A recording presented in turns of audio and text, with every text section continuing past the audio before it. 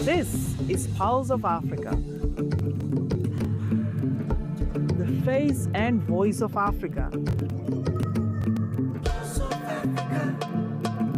The story of resurgent and burgeoning Africa is here, only on the Pulse of Africa channel.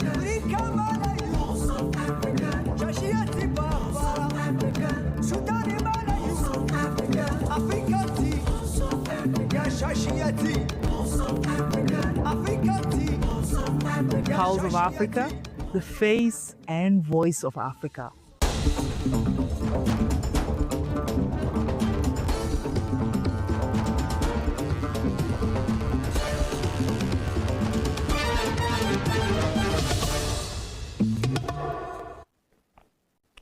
Welcome to Pulse of Africa News. I'm Gamachisa Mandida. We cover inspiring stories and key moments shaping Africa. We'll start with Sierra Leone. President Julius Maada Bio of Sierra Leone has called on African leaders to shift entrenched mindsets and dismantle long-standing barriers to intra-African trade, stressing that deeper continental integration is critical to Africa's prosperity in the new economy. President Bio made the call while speaking at a high-level panel discussion at the World Economic Forum on how can Africa prosper in the new economy, where leaders and global partners examined strategies for sustainable and inclusive growth across the continent. Addressing political and economic challenges, President Bio emphasized that Africa's transformation must be driven by deliberate investments in human capital, the modernization of agriculture, value addition in the mining sector, and the creation of meaningful employment opportunities for the youth. I think you can only earn the benefit if you are prepared for it before it comes. The necessary infrastructure and also the readiness of the people in terms of the fit-for-purpose education to benefit from what is happening in the world. With serious problems with energy supply, connectivity, and other issues, the continent is not exactly prepared. And so in the end, we will be at the receiving end of what is happening. Should it come now, it is here already, I must say. It will take us time to have the wherewithal to put in the necessary infrastructure, the digital public goods to be able, the energy required that is not only affordable but also reliable, and to educate our people. The most important asset for every revolution, call this a revolution, the people must be ready for it. And so we have our youth full of energy, creativity, but we must invest in their education so that they will know how to translate all of this into useful purpose for the continent. He noted that removing trade barriers and encouraging intra-African commerce would significantly enhance competitiveness and economic resilience.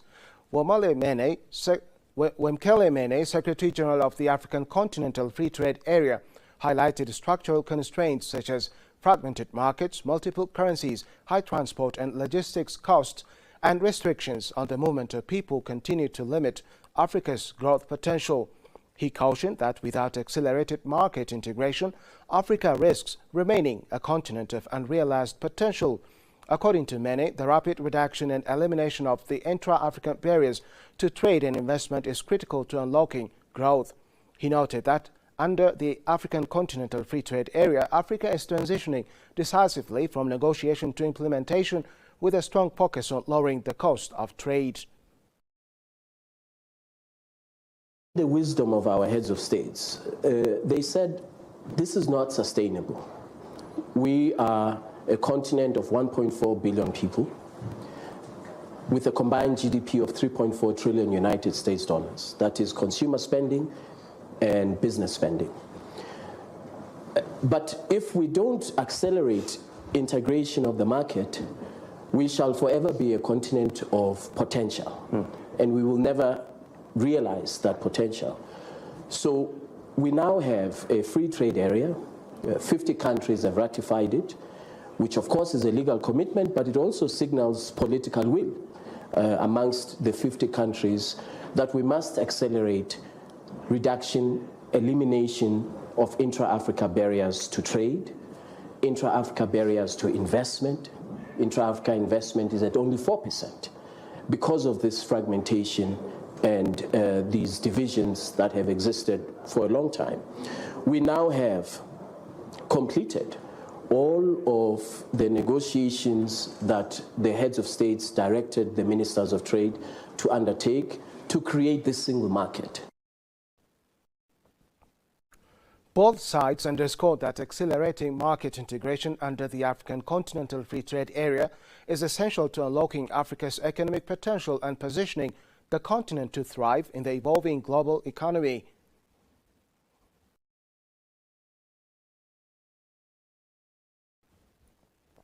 Nigerian Foreign Minister Yusuf Maitama and Ethiopia's Minister of Finance Ahmed Shide have stressed that unlocking sustainable growth in Africa depends on how effectively policy reform, private capital and regional integration are aligned to create jobs at scale. The remarks were made during the panel discussion titled "How Can We Unlock New Sources of Growth? Africa's Job Engine," held on the sidelines of World Economic Forum 2026.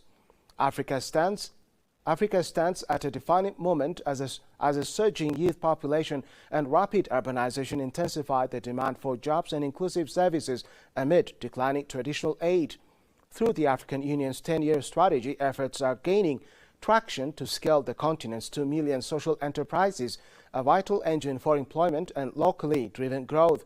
This briefing explores whether these initiatives can truly unlock Africa's potential and convert its demographic momentum into long-term sustainable prosperity. Minister Ahmed Shide highlighted that Africa is at a defining moment as a rapidly growing youth population and accelerating urbanization are increasing demand for jobs and inclusive services, even as traditional sources of development aid decline.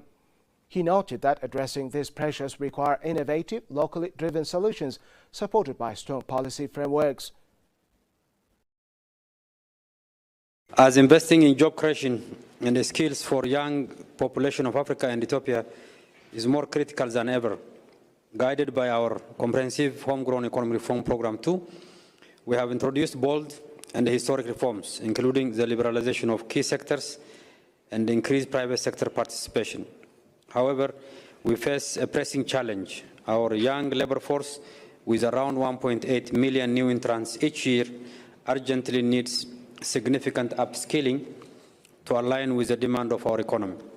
Where are jobs coming from today? 3 pathways already generate employment at scale. First, agri-food value chains. Horticulture and the coffee, agro-processing, livestock, oilseeds, and the cereals continue to absorb millions on farms, in aggregation, in transport, cold chains, and the basic processing. Productivity is, however, uneven, but the employment footprint is large, and there is potential to expand into on- and off-farm jobs. Nigerian Foreign Minister Yusuf Maitama, on his part, said unlocking sustainable growth in Africa depends on how effectively policy reform, private capital, and regional integration are aligned to create jobs at scale. He added that it is important to scale up efforts that enable African economies to better convert economic growth into meaningful employment. All of that is going on. Where we see huge potential for job creation is, for instance, in business process outsourcing, ITO, GBS, because, you know, it would create, we're in a race against time. We are adding 3 million young people to our job market every year, 1 million graduates, 40,000 engineers. So then at the same time, within Nigeria, we've created the National Credit Guarantee Company because we see the advantage of and the multiplier effect of credit guarantees. We have also put in place a National Consumer Credit Agency, so it allows for credit history and all of that. So it's a nation of entrepreneurs, and putting all of these frameworks in place unleashes, you know, the potential that has always existed. But then when you go down to the rural areas, to the villages, you also see a lot of things that are happening just by providing that enabling environment. They described social enterprises as a critical engine for job creation, innovation, and community-based economic growth across the continent. The panel underscored the need for coordinated action between governments, the private sector, and regional institutions to unlock Africa's full potential. Participants agreed that effectively harnessing the continent's demographic momentum is essential to achieving long-term inclusive and sustainable prosperity.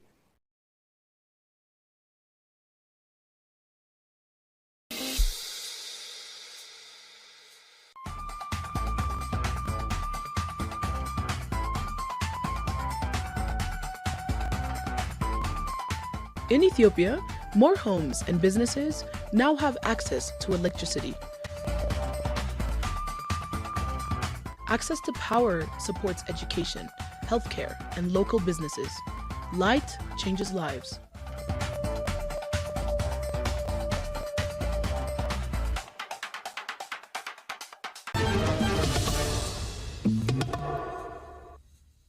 Moving on to IGAD. The Intergovernmental Authority on Development, IGAD, is marking 40 years of fostering regional cooperation and resilience across the Horn of Africa, underscoring 4 decades of collective action among 8 member states, bound by a shared vision of peace, stability, and prosperity. Since its establishment, IGAD has evolved from a platform for high-level dialogue into a driver of tangible, ground-level impact, transforming shared regional challenges into collective solutions. Over the years, the organization has played a central role in strengthening early warning systems and building long-term resilience across the region. IGAD's work in climate intelligence has delivered advanced weather forecasting and early warning services, enabling farmers to protect their livelihoods and supporting governments in disaster preparedness and response. In the health sector, the organization has helped reinforce health sovereignty by boosting pandemic preparedness through the provision of critical medical infrastructure, including life-saving medicines and mobile clinics, particularly in vulnerable and undeserved communities. Peace and economic cooperation remain core pillars of IGAD's mandate.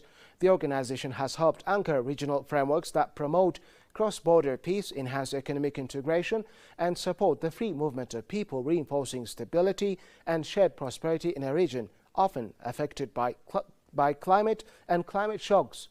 Beyond its institutional achievements, IGAD highlights the forging of a strong regional identity as one of its most enduring legacies.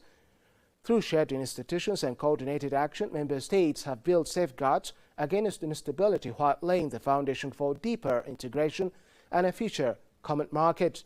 As IGAD enters its 5th decade, the organization says its mission is accelerating rather than slowing. With a renewed mandate and a strengthened resolve, IGAD aims to scale up its impact to respond to emerging challenges and opportunities, reaffirming its commitment to building a peaceful, resilient, and fully integrated Horn of Africa that not only survives but thrives.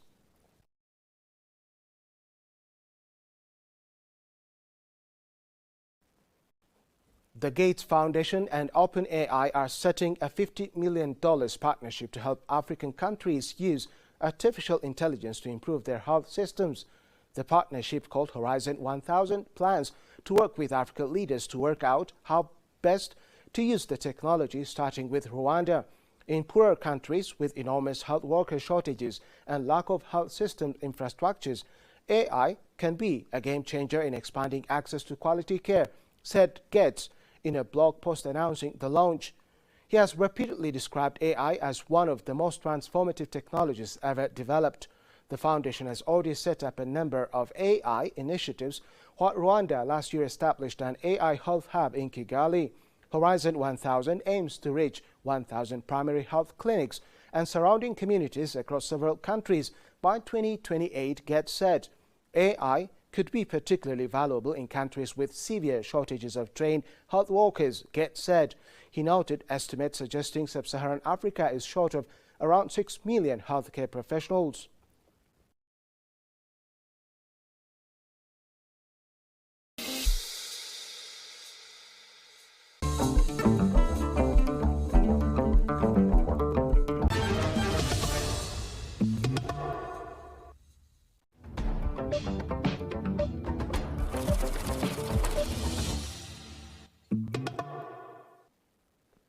Moving on to our business headlines. Seychelles President Patrick Hermene has signaled a strong interest in expanding cooperation with South Africa, particularly in ecotourism and sustainable development, following high-level talks with Pretoria's High Commissioner Hamani Hanzini at State House on Tuesday. According to Hermene's office, the meeting is part of the president's broader diplomatic push to deepen Seychelles' partnerships across the continent and builds on more than 3 decades of bilateral engagement between the two countries. The engagement formed part of Seychelles' broader efforts to strengthen bilateral partnerships across the African continent and underscored the government's intent to deepen cooperation with South Africa in priority sectors of mutual interest, State House said in a statement. South Africa has long been one of Seychelles' key economic and tourism partners, with South African investors active in the island's hospitality and prosperity sectors and thousands of South African visitors traveling to Seychelles annually. State House said the discussions reaffirmed the long-standing partnership between the two nations, rooted in shared regional priorities and cooperation in multilateral forums. Talks covered trade, investment, public health and joint efforts to address social challenges such as drug abuse and child protection. Both sides noted a steady growth in bilateral trade and expressed interest in further diversifying economic exchanges.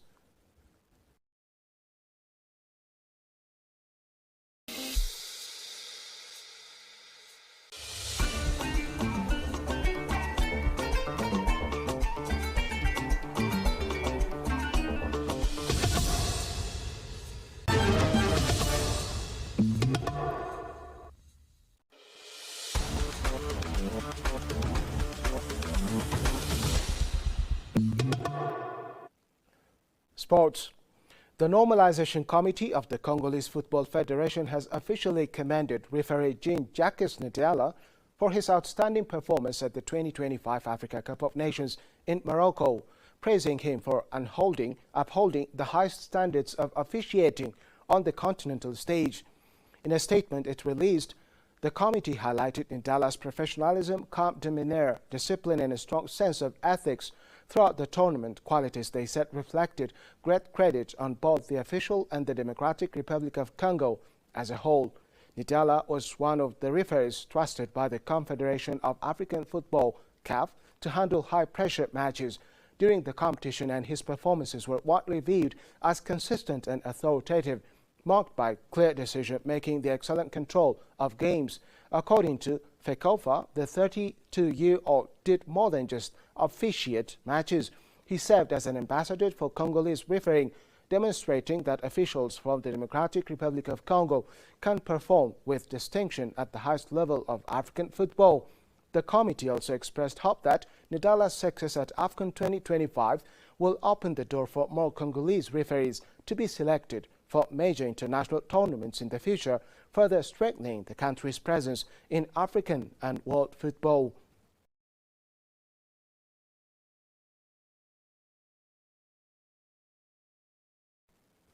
Finally, 23 Ghanaian referees have been awarded FIFA badges for the 2026 football season. The Ghana Football Association GFA presented the badges at a brief ceremony held at its Accra headquarters on January 21st. The contingent includes 10 center referees, 10 assistant referees, 1 futsal referee, 1 beach soccer referee, and 1 video assistant referee (VAR), reflecting Ghana's growing presence across multiple football disciplines. Leading the list is Daniel Nielera, who earned dual recognition as both a center referee and VAR. Portia Opong also made history as Ghana's first FIFA-approved beach soccer referee, with new assistant referee Richard Kwaku joins the ranks. FIFA badges are awarded annually to the highest-ranked referees based on performance assessments, fitness and technical evaluations. In Ghana, nominees are first evaluated by the GFA before final approval by FIFA, which ensures a strict adherence to medical and technical standards. Speaking at the ceremony, GFA Vice President Mark Addo congratulated the referees and urged them to act as ambassadors of Ghanaian football.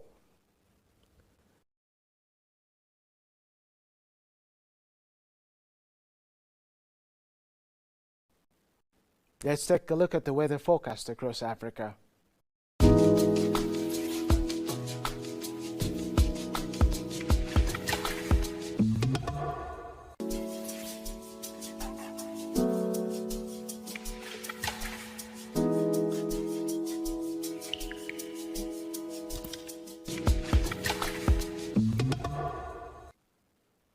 That's all for this hour. Thank you for tuning in. Goodbye.